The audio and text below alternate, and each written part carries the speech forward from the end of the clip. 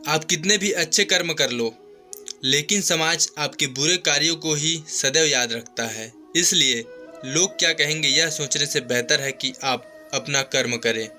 जन्म लेने वाले के लिए मृत्यु उसी प्रकार निश्चित है जितना कि मरने वाले के लिए जन्म लेना। इसलिए इस विषय पर शोक मनाना व्यर्थ है। गीता में कहा गया है, जो इंसान किसी की कमी को पूरी करता है वो सही अर्थों में महान होता है। तुम्हारे साथ जो हुआ अच्छा हुआ, जो हो रहा है वो भी अच्छा है, और जो होगा वो भी अच्छा होगा। गीता के अनुसार जिंदगी में हम कितने सही हैं और कितने गलत, यह केवल दो लोग जानते हैं, एक परमात्मा और दूसरी हमारी अंतरात्मा। जीवन का आनंद ना तो भूतकाल में है और ना भविष्य काल में, बल्कि जीवन तो बस वर्तमान को जीने में है। जब तक शरीर है तब तक कमजोरियां तो रहेगी ही, इसलिए कमजोरियों की चिंता छोड़ो और जो सही कर्म है उस पर ध्यान लगाओ। श्री कृष्ण जी कहते हैं, अर्जुन तुम भला क्यों रोते हो? तुमने जो खोया क्या वह तुमने पैदा किया था? आज जो तुम्हारा है कल वह किसी और का होगा, क्योंकि परिवर्तन ही संसार का नियम है। किसी का अच्छा न कर सको तो बुरा भी मत करना, क्योंकि दुनिया कमजोर है लेकिन दुनिया बनाने वाला नहीं। यदि कोई व्यक्ति विश्वास के साथ इच्छित वस्तु को लेकर नित्य चिंतन करता है तो वह जो चाहे वह बन सकता है। सच्चा धर्म यह है कि जिन बातों को इंसान अपने लिए अच्छा नहीं समझता उन्हें दूसरों के लिए भी प्रयोग न करे। कोई भी व्यक्ति अपने विश्वास से बनता है, वह जैसा विश्वास करता है उसी अनुरूप बन जाता है। मन अशांत है और उसे नियंत्रित करना कठिन है, लेकिन अभ्यास से इसे वश में किया जा सकता है। श्री कृष्ण जी कहते हैं, मेरे लिए समस्त प्राणी समान है, ना तो कोई मुझे अत्यधिक प्रिय है और ना ही कम, लेकिन जो मेरी भक्ति पूरे मन से करते हैं मैं सदैव आवश्यकता पड़ने पर उनके काम आता हूँ। मन की शांति से बढ़कर इस संसार में कोई भी संपत्ति नहीं है। जो मनुष्य फल की इच्छा का त्याग करके केवल कर्म पर ध्यान देता है वह अवश्य ही जीवन में सफल होता है। कोई भी इंसान जन्म से नहीं बल्कि अपने कर्मों से महान बनता है। अपना पराया छोटा बड़ा इत्यादि को भूलकर यह जानो कि यह सब तुम्हारा है और तुम प्रति एक के हो। बिना फल की कामनाएं ही सच्चा कर्म है। ईश्वर चरण में हो समर्पण, वही केवल धर्म है। जो व्यक्ति क्रोध करता है उसके मन में भ्रम पैदा होता है, जिससे उसका बौद्धिक तर्क नष्ट हो जाता है और तभी व्यक्ति का धीरे धीरे पतन होने लगता है।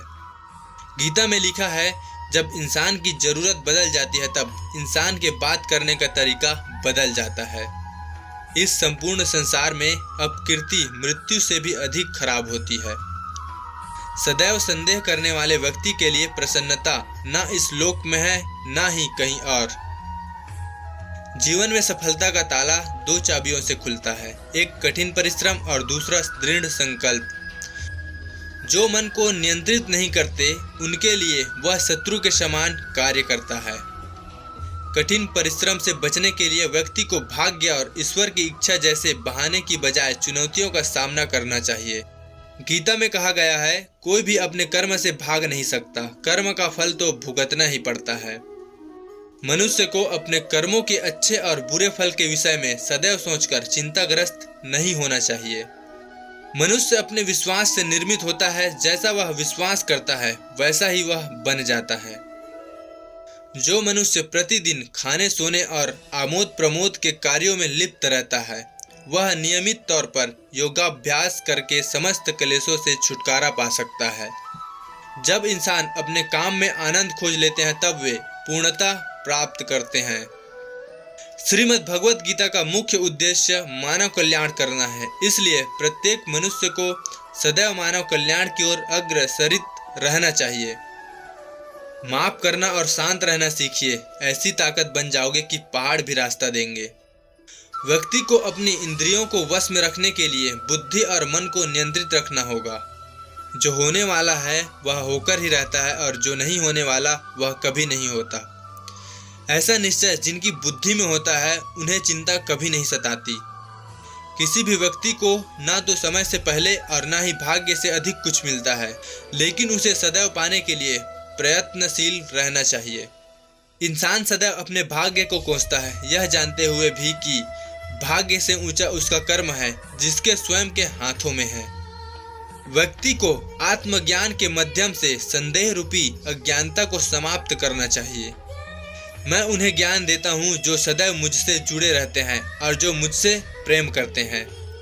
सत्य कभी दावा नहीं करता कि मैं सत्य हूँ, लेकिन झूठ हमेशा दावा करता है कि सिर्फ मैं ही सत्य हूँ।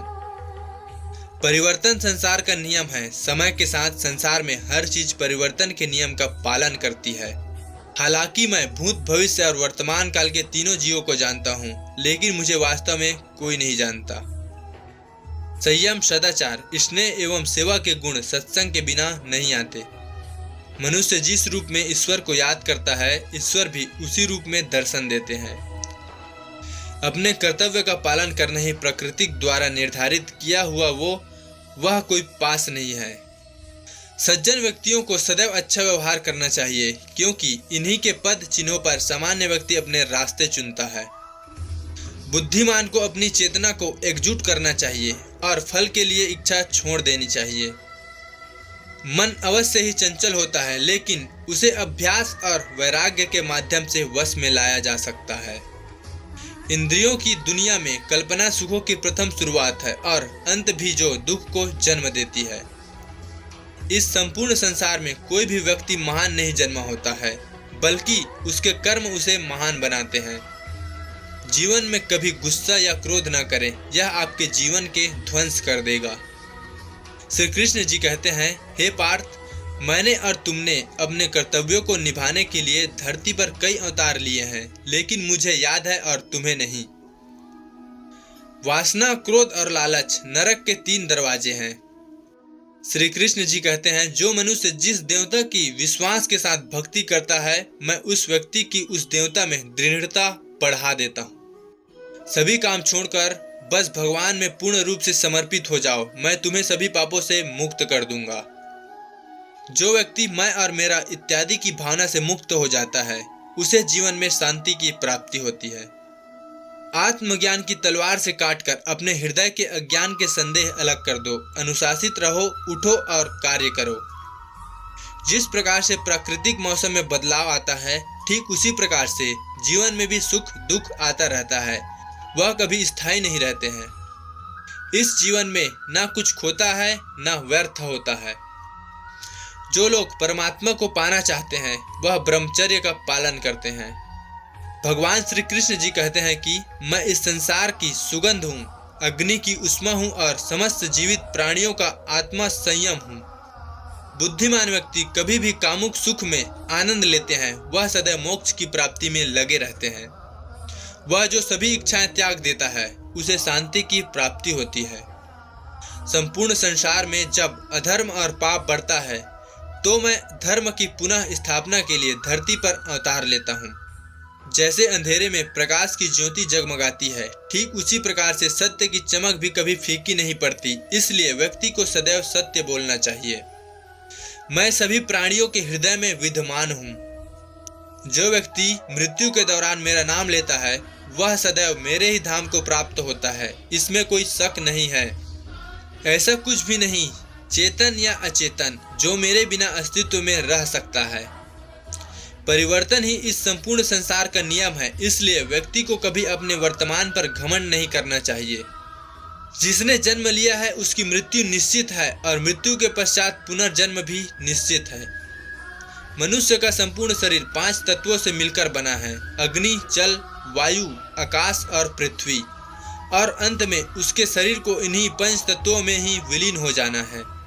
व्यक्ति को अपने आप को सदैव ईश्वर में समर्पित कर देना चाहिए, तभी दुखों, चिंता और परेशानियों से मुक्त रह सकता है।